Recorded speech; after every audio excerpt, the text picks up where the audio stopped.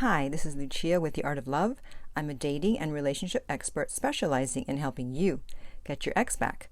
And welcome back, No Contact Army. Have you been a good little soldier or a bad little soldier? And if you too would like to enlist in the No Contact Army, it's very easy. All you have to do is hit the subscribe button and you're in.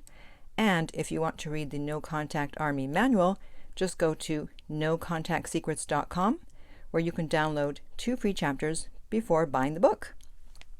This week, I want to talk about why relationships end. Often, when I'm with a coaching client, they want to know why did their ex break up with them. And sometimes it's very obvious from what they tell me about the reason their ex left, and sometimes it's not so obvious.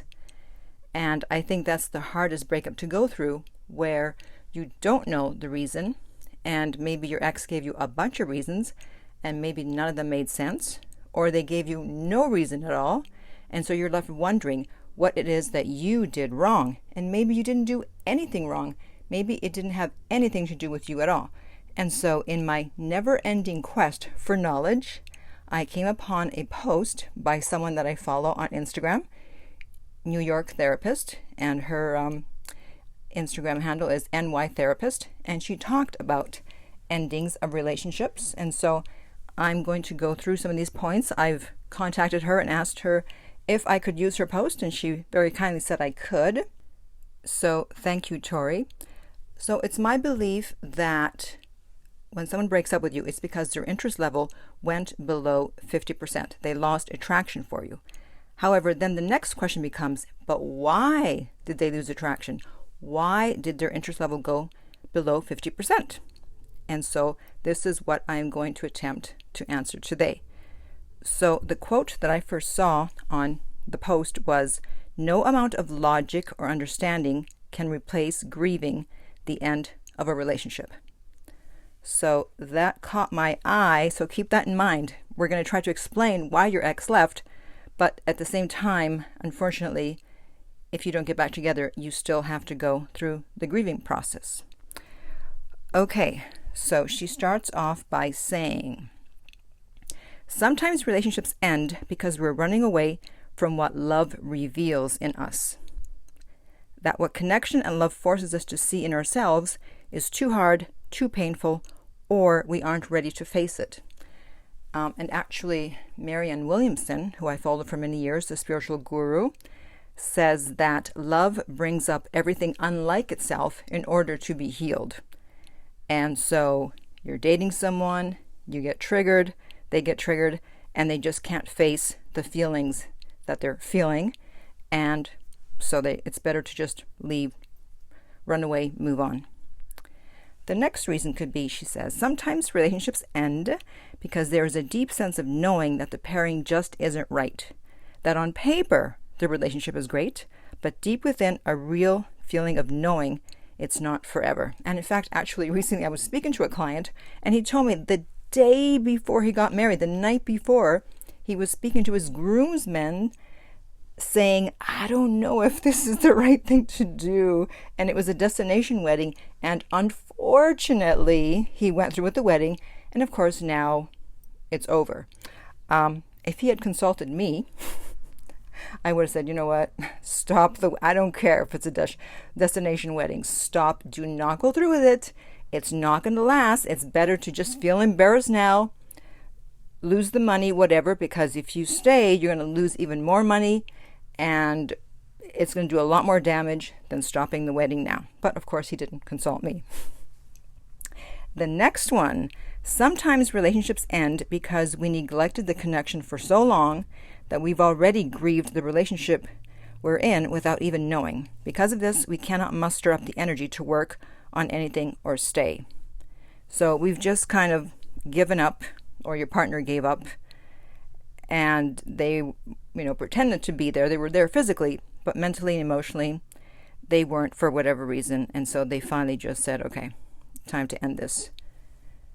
The next one, sometimes relationships end because the dynamic together is just too unhealthy, that the triggers between us are just too intense, too much, leaving us too broken. So these would be what we call the toxic relationships. I think we all know these, where there's so much drama on both sides. And no matter how much love you have or think you have for the other person, you just cannot be with them. The next one is sometimes relationships end because we get clearer on our values, get to know ourselves more, and realize that the version of us who chose someone no longer exists. And this happens when you're working on yourself as you get older, because if you get married in your early 20s, you're not going to be the same person when you're 30. And who you would have chosen, or who you did choose, let's say in your early 20s, is probably not going to be the same person you choose in your 30s. And then you realize, you know what, I can't be with this person anymore. Or even if you marry later, but you work on yourself and you grow so much that now the version of you that would have picked that person, or that did pick that person, almost doesn't exist anymore. So you just can't be there, or your partner couldn't be there if they broke up with you. The next one is sometimes relationships end because we're deeply working on our own growth and the other struggles to embrace theirs, and the disconnect becomes too large. So this is similar to the one that I just talked about, working on yourself. So if neither of you work on yourselves, then hey, you'll stay together. But if one of you does and the other one doesn't, especially let's say one was an alcoholic and one wasn't, one was an addict and one wasn't, or you were both alcoholics or both addicts, and someone gets cleaned up, then how can you be there? It's difficult to stay in that type of dynamic if that's no longer you. The next one, sometimes relationships end and we don't understand it. We were all in and the other one just wasn't. And we have to work on our self-worth alongside accepting their choice. Exactly.